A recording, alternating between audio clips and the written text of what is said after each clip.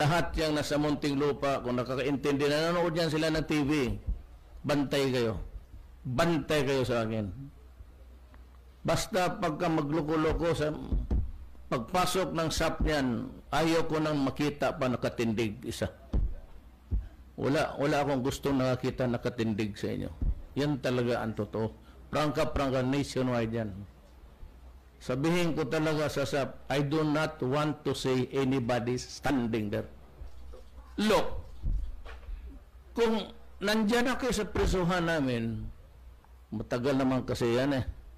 Panahon pa ni Dilima yan, I warned her, because take care of your own backyard because there's shabu being cooked there. Ay, niwala. Pero kami ba, huwag ninyo kaming problemahin. Huwag mo naman akong pahihain. Presidente ako, may jail ako dito, na nakakalabas kayo, kumukuha kayo ng babae, nag-good time kayo, nakainom kayo, may baril pa kayo, nagluluto pa kayo ng shabu. Hindi na pwedeng magbura kasi malapit na ang inauguration eh.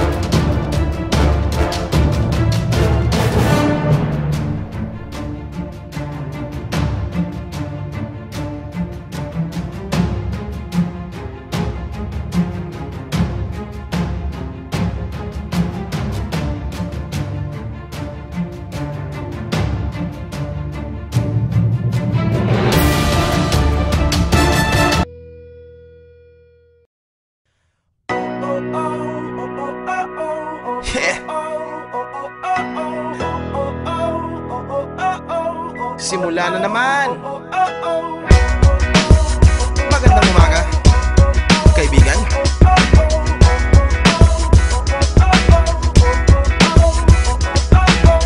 Eto na naman tayo bago simula. Huminga ng malalim, alisin ang kaba. Tapos na ang kahapon, pwede na yan itapon. Wag lang ang mga araw, dapat yan ang ibaon. Katulong mo sa panibagong hamon. May paparating na bagong araw. Pwede kang lamunin o pwede mong sabayan. Yung araw na kahapon, pwede kanyang gabayan. Kung ako sa'yo, tumayo ka na dyan. Wag ka na magpahuli, kami ay sundan. Patungo sa liwanag, abuti ng tala. Pagkatapos pakita sa mundo, puso nagbabaga. Upang lahat ay mamulat sa aking susulat. Marinig sa lahat ang aking ulat. Huwag mabahala, ako ang bahala. Kasangga natin si Bathala. Walang imposible, sige lang sige.